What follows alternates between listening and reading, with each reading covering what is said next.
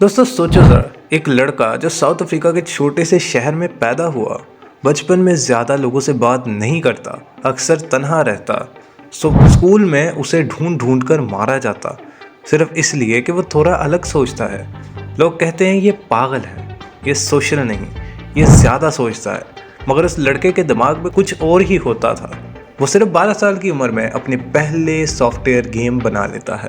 17 साल की एज में अपना मुल्क छोड़कर अमेरिका चला जाता है, बिना किसी के सपोर्ट के, सिर्फ एक उम्मीद और सपने के साथ। सपना दुनिया को बदलने का। और फिर आहिस्ता आहिस्ता दुनिया ने देखा वही लड़का एलन मस्क, दुनिया का सबसे डेंजरस विजनरी, सबसे बड़ा रिस्क लेने वाला इंसान और सबसे अमीर आदमी बन जाता है। लेकिन ये कहानी सिर्फ सक्सेस की नहीं है, ये कहानी है दर्द, फेलियर्स, लूजेस और फिर उन्हीं रातों में सपने देखने की। ये कहानी है एक इंसान की जो रोज़ दुनिया को कहता है कि अगर मैं कर सकता हूँ तो तुम भी कर सकते हो। तो चलो एलन मस्क के सफ़र को शुरू करते हैं। उसकी ज़िंदगी का हर मोड़ समझते हैं, जिसने उसे बना दिया दुनिया का सबसे पावरफुल और रिचेस्ट आदमी। और हाँ, सिर्फ पैसा नहीं, एलन ने वक्त के अंदर फ्यूचर भी बना दिया।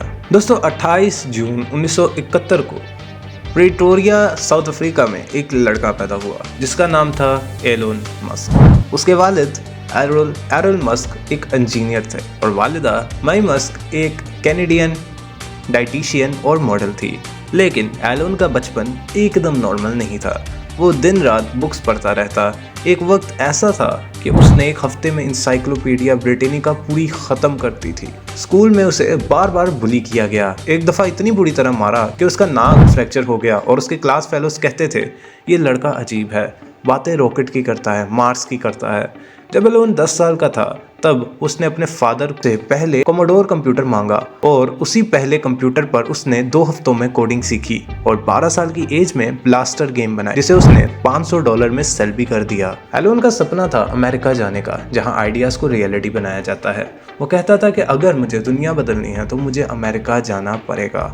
17 साल की एज में उसने कनाडा शिफ्ट होना डिसाइड किया। वहाँ उसने पार्ट टाइम जॉब्स की, यूनिवर्सिटी में एडमिशन मिला, फिर यूनिवर्सिटी ऑफ पेंसिल्वेनिया गया। वहाँ एलन ने डबल मेजर किया, फिजिक्स और इकोनॉमिक्स में।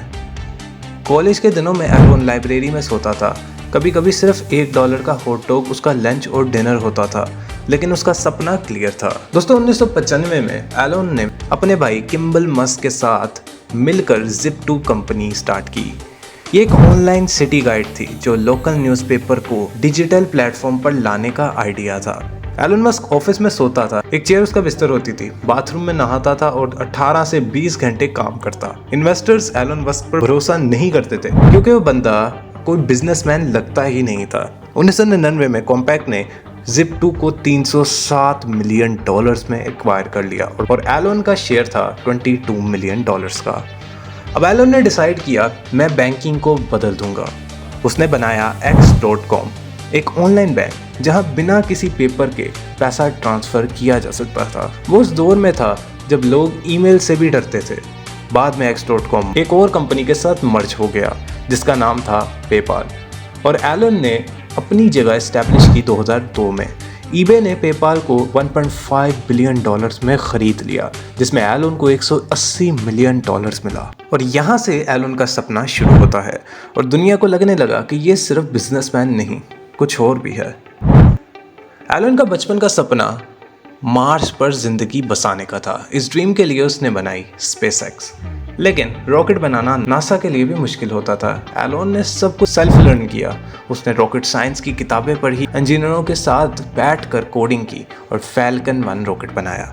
पहले 3 रॉकेट लॉन्चेस फेल हो गए। पहला रॉकेट जल गया, दूसरा रॉकेट ऑर्बिट तक नहीं पहुंचा, तीसरा मिड एयर फेल हो गया। 2008 में एलन मस्क ऑलमोस्ट बैंकरप्ट हो गया था। उसके पास सिर्फ 1 रॉकेट के पैसे बचा था और उसने बोला मैं इस लास्ट शॉट के लिए सब कुछ डाल रहा हूँ। फेल हुआ तो सब कुछ खत्म। 4th लॉन्च और ये सक्सेसफुल रही। नासा इम्प्रेस्ड हुआ और $1.6 बिलियन का कॉन्ट्रैक्ट दिया। नासा ने इम्प्रेस होकर एलन को $1.6 बिलियन का कॉन्ट्रैक्ट दिया। एलन ने दुनिया को दिखा दिया कि प्राइवेट कंपनी भी स्पेस कॉन्कर कर सकती है। इसके बाद जब एलन ने टेस्ला ज्वाइन किया, लोग हंस रहे थे कोई इलेक्ट्रिक कार्स नहीं खरीदेगा। सब कहते थे कि टेस्ला का पहला मॉडल फ्लॉप गया। मस्क ने अपने खुद के पैसे लगाए, ऑफिस बंद होने के करीब था, स्टाफ छोड़कर जा रहा था। फिर आई मॉडल एस और सब कुछ बदल गया। टेस्ला ने कार इंडस्ट्री की सोच ही बदल दी। मस्क ने कहा फॉसिल फ्यूल्स ह्यूमैनिटी के लिए खतरा है।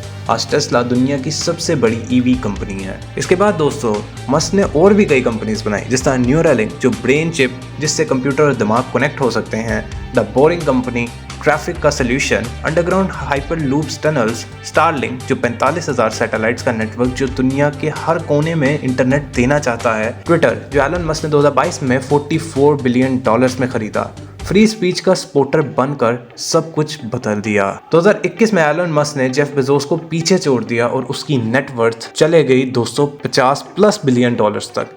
एलन कहते हैं कि मैं पैसा एंजॉय करने के लिए नहीं कमाता, मैं दुनिया के फ्यूचर के लिए काम करता हूँ। वो आज भी टेस्ला फैक्ट्री में सोता है, लग्जरी से दूर, हर वक्त नए आइडियाज पर काम करता है। तो दोस्तों अब बात करते हैं सबसे शॉकिंग और सबसे इंटरेस्टिंग ट्विस्ट की। एलन मस्क का $400 बिलियन तक पहुंच जाना, और वो भी इतनी तेजी से। एलन ने जब टेस्ला के शेयर्स होल्ड करने शुरू किए तो दुनिया उस पर हंस रही थी। 2019 में लोगों ने कहा ये टेस्ला कभी प्रॉफिटेबल नहीं हो सकती, लेकिन 2020 में टेस्ला को इतना स्ट्रीमलाइन किया, प्रोडक्शन इतनी तेजी से बढ़ा दी और मार्केटिंग जीरो करके सिर्फ लोगों के ट्रस्ट और परफॉर्मेंस पे दुनिया के अटेंशन ग्रैब कर लिया। जब टेस्ला के स्टॉक रॉकेट की तरह ऊपर गए तो एलन के पास ज़्यादा पैसे इसलिए आए क्योंकि वो सैलरी नहीं लेता था, बस शेयर्स का मालिक है। टेस्ला के स्टॉक्स ने एक दफ़ा में 1000% तक ग्रोथ की। उसके बाद स्टारलिंक ने भी वैल्यूएशन में जंप लिया। ट्विटर को खरीदने से उसका कंट्रोल और इन्फ्लुएंस बढ़ गया। 2024 के एंड तक एलन मस्क की नेटवर्थ $400 बिलियन से भी ज़्यादा हो गई थी।